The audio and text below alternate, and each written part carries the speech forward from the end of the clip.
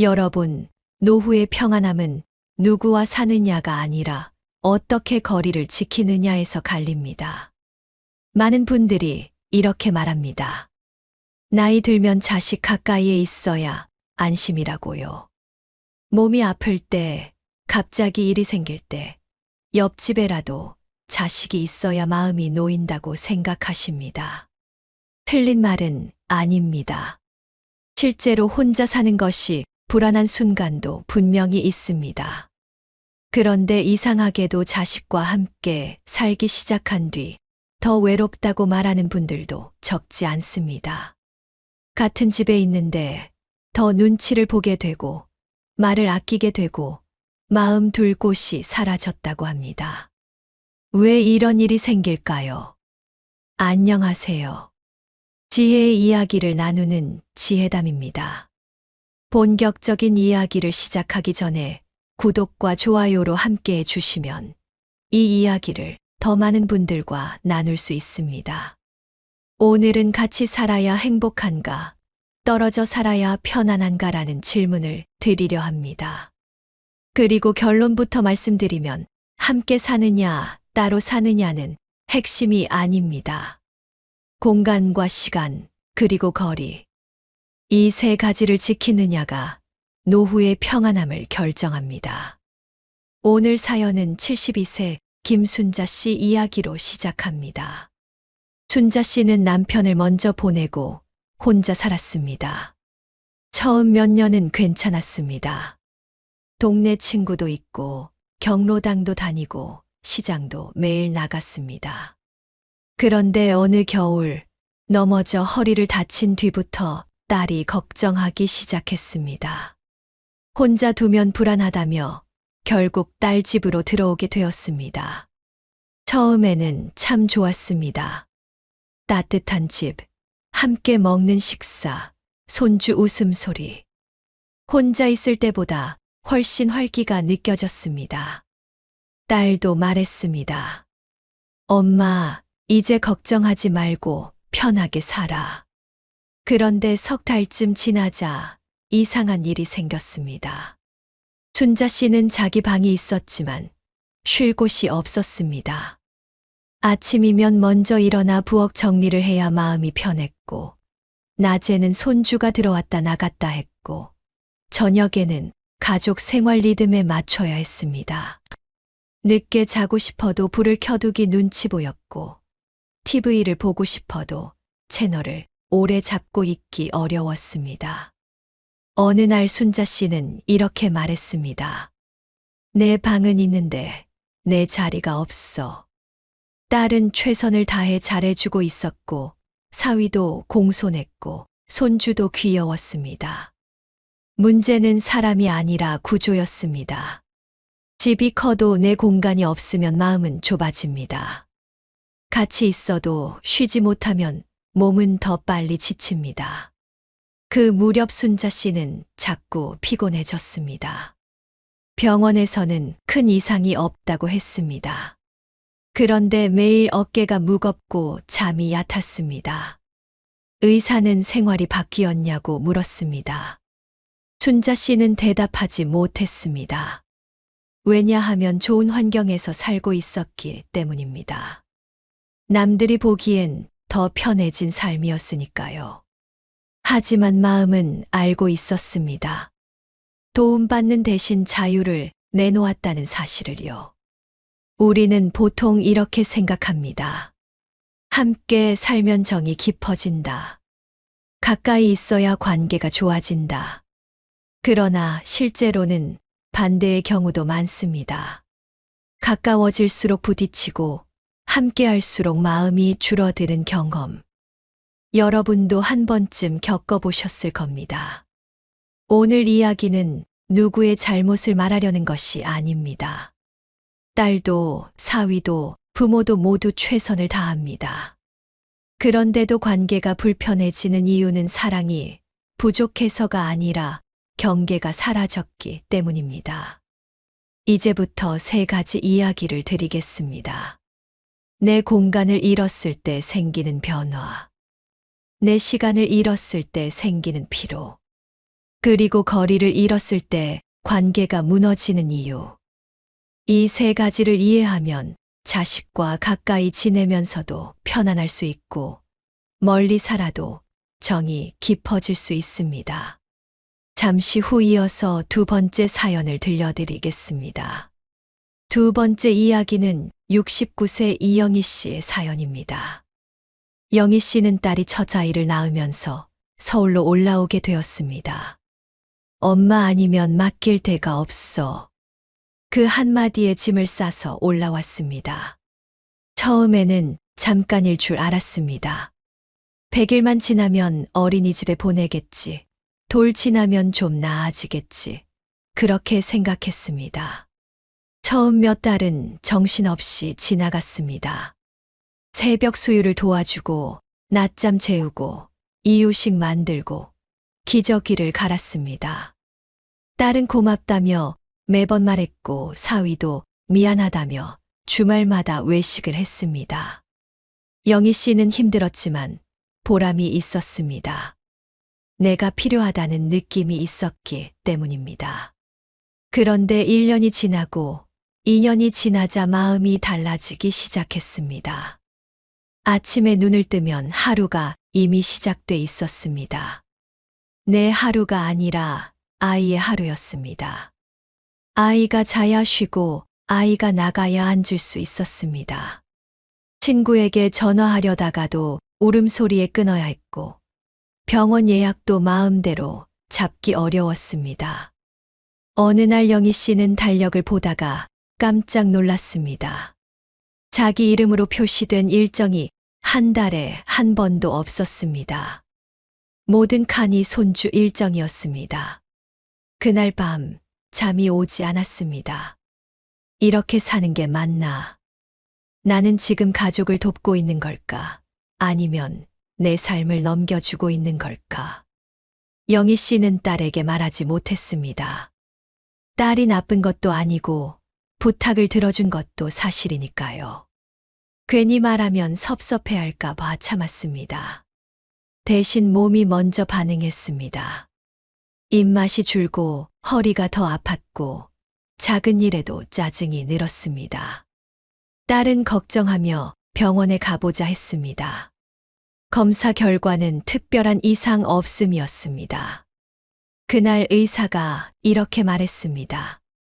요즘 스트레스 받는 일 있으세요? 영희 씨는 대답하지 못했습니다. 가족을 돕는 일이 스트레스라고 말하는 순간 나쁜 엄마가 되는 것 같았기 때문입니다. 하지만 마음속에서는 이미 알고 있었습니다. 도움이 길어지면 역할이 되고 역할이 길어지면 의무가 된다는 것을요. 손주를 돌보는 시간은 사랑이지만 끝이 없으면 노동이 됩니다.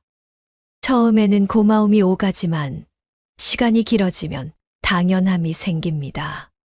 누구의 잘못도 아닙니다. 인간은 익숙해지는 존재이기 때문입니다. 영희 씨가 가장 힘들었던 순간은 이런 날이었습니다. 몸이 너무 아파 하루 쉬고 싶었던 날. 하지만 아이가 아프면 맡길 곳이 없어서 약을 먹고 다시 안아야 했던 날. 그날 영희 씨는 울었습니다. 아픈 게 서러워서가 아니라 쉴 수 없다는 사실이 서러웠습니다. 많은 부모님들이 말합니다. 손주 봐주는 게 뭐 힘드냐? 다 내 자식 돕는 건데. 맞는 말입니다. 마음은 기쁩니다. 하지만 몸은 계산을 합니다. 쉬는 날이 없는 삶은 나이를 속이지 못합니다. 우리가 흔히 착각하는 것이 있습니다. 가족을 위해 시간을 내어주는 것과 내 시간을 포기하는 것은 다르다는 사실입니다. 전자는 사랑이고 후자는 소진입니다. 이 차이를 모르면 관계는 오래가지 못합니다. 지쳐버린 사랑은 결국 마음속에서 원망으로 변하기 때문입니다. 영희 씨는 어느 날 혼잣말을 했습니다. 내가 엄마로 사는 건 괜찮은데 나 없이도 굴러가는 집에서 계속 필요해져야 하는 게 힘들다. 이 말이 의미하는 것은 단순합니다. 필요한 도움은 관계를 살리고 계속되는 필요는 사람을 지치게 합니다. 잠시 후 세 번째 이야기를 들려드리겠습니다. 같은 상황에서 전혀 다른 선택을 한 한 분의 이야기입니다. 세 번째 이야기는 74세 박정임 씨의 선택입니다. 정임 씨도 처음에는 영희 씨와 크게 다르지 않았습니다. 아들이 맞벌이를 시작하면서 손주를 맡아달라는 부탁을 했습니다. 어머니가 봐주시면 저희가 마음 놓고 일할 수 있어요. 그 말을 듣고 바로 짐을 싸서 올라갔습니다. 자식이 편해야 마음이 놓이는 건 부모 마음이니까요. 처음 몇 달은 행복했습니다.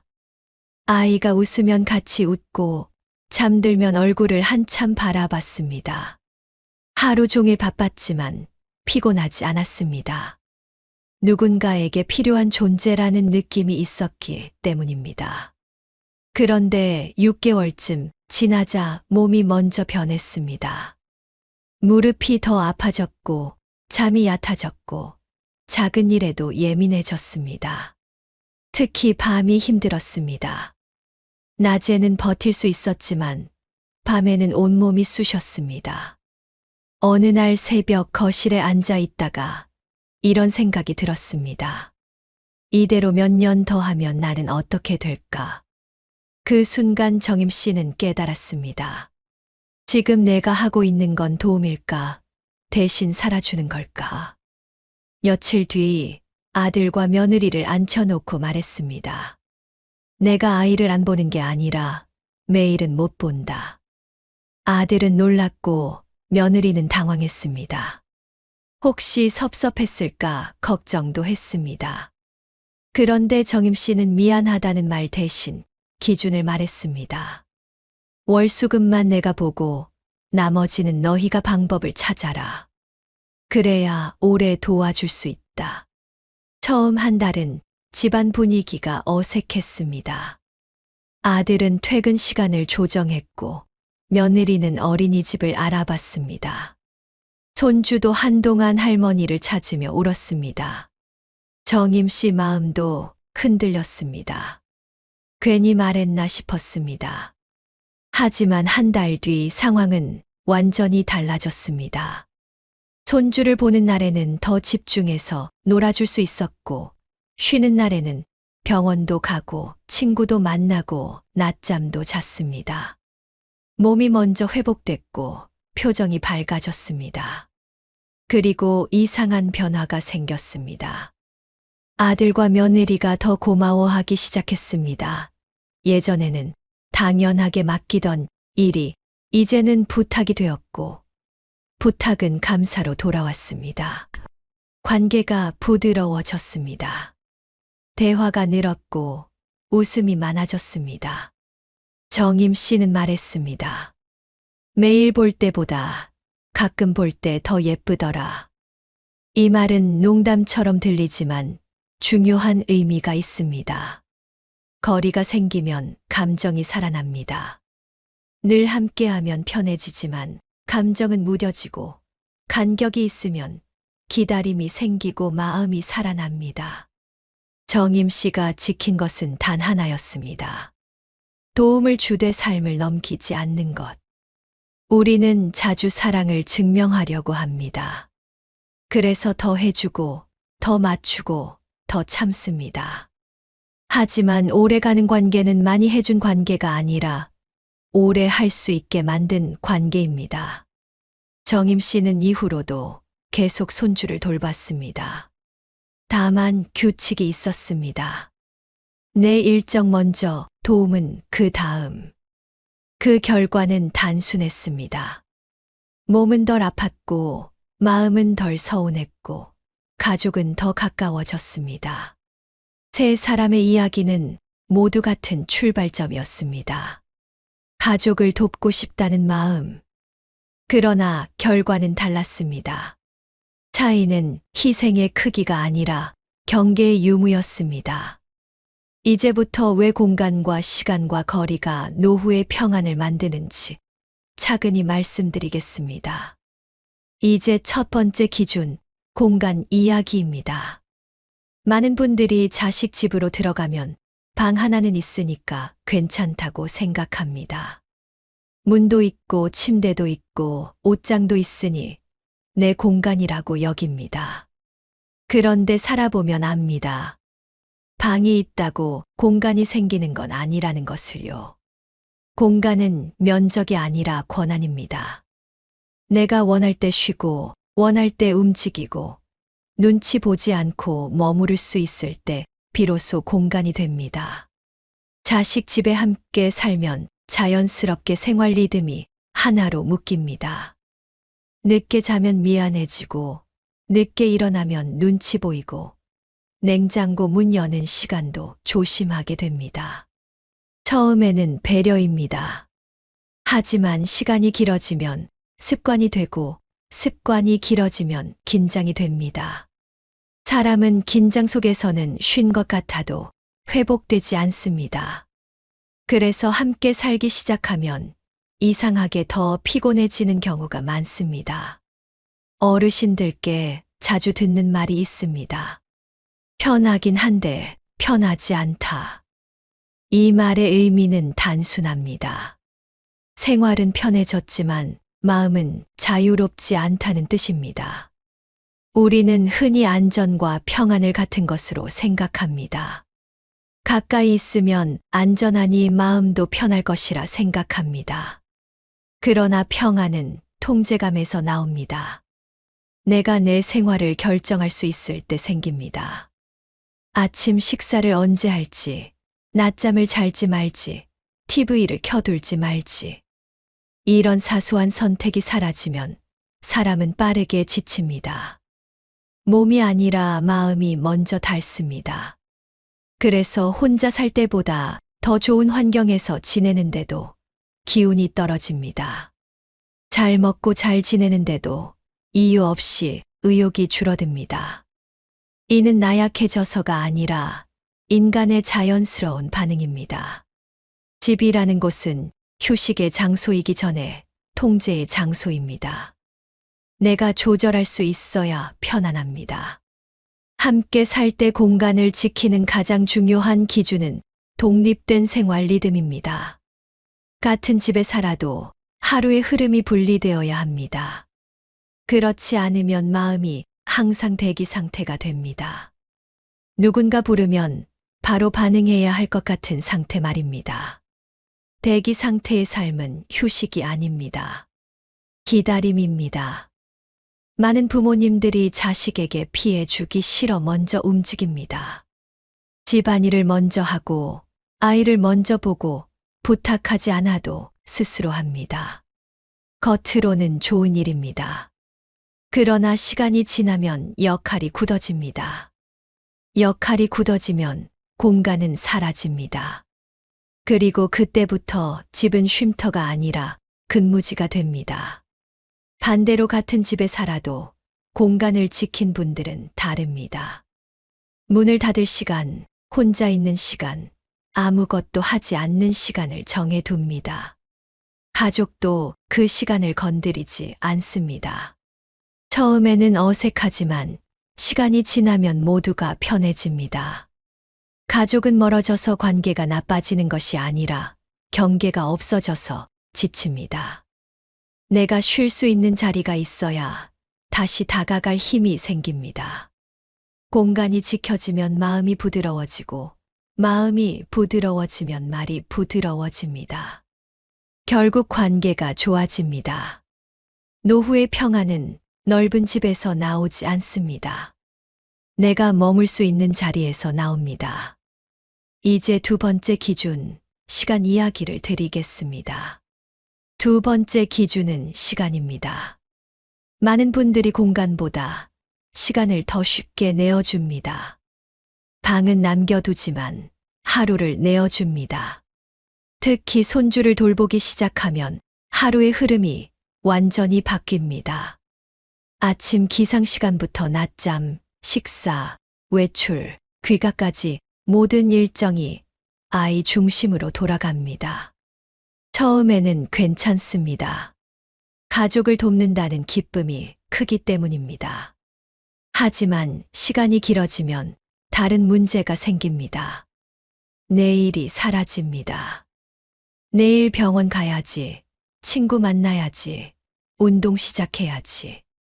생각은 하지만 실행이 되지 않습니다. 언제 아이를 봐야 할지 모르기 때문입니다. 계획이 없는 삶은 편해 보이지만 실제로는 가장 피곤한 삶입니다. 사람은 쉬어야 회복되는 것이 아니라 예상할 수 있어야 회복됩니다. 오늘은 몇 시까지 내가 자유로운지, 내일은 무엇을 할지 알 수 있어야 몸이 긴장을 풀어줍니다. 그런데 늘 대기 상태가 되면 몸은 계속 준비 자세를 유지합니다. 준비 자세는 힘을 쓰지 않아도 에너지를 소모합니다. 그래서 손주를 하루 종일 보고 나면 아무 일도 안 한 것 같은데 유난히 피곤합니다. 노동보다 대기가 더 필요하기 때문입니다. 많은 부모님들이 이렇게 말합니다. 힘든 건 아닌데 기운이 없다. 힘든 건 순간이고 기운이 없는 건 지속입니다. 지속되는 피로는 대부분 시간의 경계가 없을 때 생깁니다. 시간을 지키는 사람은 냉정해 보일 수 있습니다. 오늘은 안 된다. 이 시간 이후는 어렵다. 이번 주는 쉰다. 처음 말할 때 가장 어렵습니다. 미안하고 눈치 보입니다. 하지만 기준이 생기면 상황이 바뀝니다. 부탁이 조정되고 계획이 생기고 도움도 오래 갑니다. 시간은 줄어들지만 관계는 안정됩니다. 반대로 언제든 가능하다고 말하면 처음엔 고마워합니다. 그러나 곧 의지가 됩니다. 의지가 되면 기준이 없어지고 기준이 없어지면 끝이 없어집니다. 사랑은 넉넉하지만 체력은 한정되어 있습니다. 체력을 넘는 사랑은 오래 유지되지 않습니다. 노후에 필요한 것은 많이 도와주는 능력이 아니라 오래 도울 수 있는 구조입니다. 그러려면 반드시 내 시간표가 먼저 있어야 합니다. 하루 중 최소한의 고정 시간을 만들어야 합니다. 산책 시간, 낮잠 시간, 외출 시간처럼 누구도 건드리지 않는 시간입니다. 이 시간이 생기면 몸의 회복 속도가 달라집니다. 마음의 여유도 생깁니다. 여유가 생기면 도움의 질도 달라집니다. 억지로 하는 도움은 금방 티가 나지만 쉬고 난 뒤의 도움은 따뜻함이 남습니다. 결국 가족이 원하는 것도 양이 아니라 분위기입니다. 함께 있을 때 편안한 느낌. 그 느낌은 시간을 지킨 사람에게서 나옵니다. 시간을 지키는 것은 거절이 아니라 조절입니다. 관계를 줄이는 것이 아니라 관계를 오래 유지하는 방법입니다. 이제 마지막 기준, 거리 이야기를 드리겠습니다. 세 번째 기준은 거리입니다. 우리는 보통 거리를 멀어짐으로 생각합니다. 자주 못 보면 정이 식고 가까이 있어야 사랑이 깊어진다고 믿습니다. 그래서 가능하면 옆 동네, 같은 아파트, 심지어 한 집에서 지내야 안심된다고 여깁니다. 그런데 관계는 접촉의 횟수보다 긴장의 밀도로 유지됩니다. 너무 가까우면 마음이 편해지는 대신 조심이 사라집니다. 조심이 사라지면 말이 짧아지고 표정이 줄어듭니다. 그러다 보면 상처가 생겨도 상처로 인식하지 못합니다. 작은 불편이 쌓여 관계의 온도를 낮춥니다. 부모와 자식 사이가 특히 그렇습니다. 남에게는 하지 않을 말을 가족에게는 쉽게 합니다. 가까우니까 괜찮을 거라 생각하기 때문입니다. 그러나 가까울수록 회복은 더 오래 걸립니다. 거리가 필요한 이유는 단순합니다. 다시 만나기 위해서입니다. 떨어져 지내는 가족을 보면 만나는 날에 준비가 생깁니다. 무엇을 먹을지 생각하고 이야기를 나눌 시간을 만들고 기다림이 마음을 움직입니다. 기다림이 생기면 말이 부드러워지고 표정이 살아납니다. 반대로 매일 보면 특별함이 사라집니다. 정은 있지만 표현이 줄고 고마움은 있지만 말하지 않게 됩니다. 마음은 있는데 전달되지 않는 상태가 됩니다. 많은 부모님들이 이런 말을 합니다. 요즘 애들은 표현을 안 한다. 표현은 성격이 아니라 상황에서 나옵니다. 늘 곁에 있으면 굳이 말하지 않게 됩니다. 떠나면 생기고 돌아오면 커집니다. 거리는 관계를 끊는 것이 아니라 숨을 틔우는 장치입니다. 적당한 거리를 둔 가족은 부탁도 조심스럽게 하고 감사도 분명히 합니다. 서로의 생활을 인정하게 됩니다. 부모는 부모의 하루가 있고 자식은 자식의 하루가 있다는 사실을 받아들이게 됩니다. 이 거리가 무너지면 역할이 섞입니다. 부모는 부모이면서 돌봄 제공자가 되고 자식은 자식이면서 관리자가 됩니다. 이때부터 관계는 자연스러움 대신 기능으로 움직입니다. 기능으로 유지되는 관계는 오래 버티지만 따뜻하지 않습니다. 따뜻함은 선택에서 나옵니다. 해야 해서 하는 만남이 아니라 보고 싶어서 하는 만남일 때 생깁니다. 그래서 노후에는 물리적 거리보다 심리적 거리를 먼저 세워야 합니다. 매일 연락하지 않아도 불안하지 않고 바로 도와주지 못해도 미안함에 짓눌리지 않는 상태. 이것이 관계를 편안하게 만듭니다. 아이러니하게도 거리를 지키면 의지할 수 있고 거리를 잃으면 서로 버거워집니다. 공간이 나를 쉬게 하고 시간이 나를 회복시키고 거리가 관계를 살립니다. 이제 마지막으로 세 가지를 어떻게 현실에서 적용할 수 있는지 정리해 드리겠습니다. 이제 마지막으로 세 가지를 현실에서 어떻게 적용할지 정리해 보겠습니다. 많은 분들이 여기서 고민하십니다. 알겠는데 막상 말하려니 어렵다고요. 괜히 자식 마음 상하게 할까 걱정되고 서운해할까 불안하다고 합니다. 그래서 참고 미루고 계속 유지하다가 어느 날 한꺼번에 지쳐버립니다. 하지만 관계는 참는 것으로 유지되지 않습니다. 이해 가능한 기준이 있을 때 안정됩니다. 첫 번째는 공간의 기준입니다. 같이 살게 되더라도 반드시 혼자 있는 시간을 정해 두십시오. 문을 닫는 시간이 필요합니다. 이 시간에는 특별한 일이 아니면 부르지 않는다는 약속을 만드는 것이 좋습니다. 처음엔 어색하지만 시간이 지나면 가족도 그 리듬에 익숙해집니다. 좀 쉬었다가 할게. 이 말은 미안한 말이 아니라 필요한 말입니다. 쉬는 사람이 오래 돕습니다.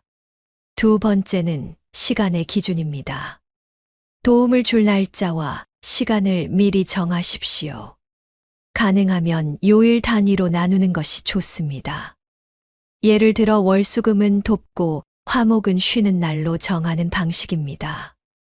급한 일이 아니면 바꾸지 않는 것이 중요합니다. 처음에는 부탁이 줄어드는 것이 아니라 조정됩니다. 가족도 방법을 찾기 시작합니다. 그때 관계가 건강해집니다. 모든 문제를 한 사람이 해결할 때는 평온해 보이지만 실제로는 불안정한 상태입니다.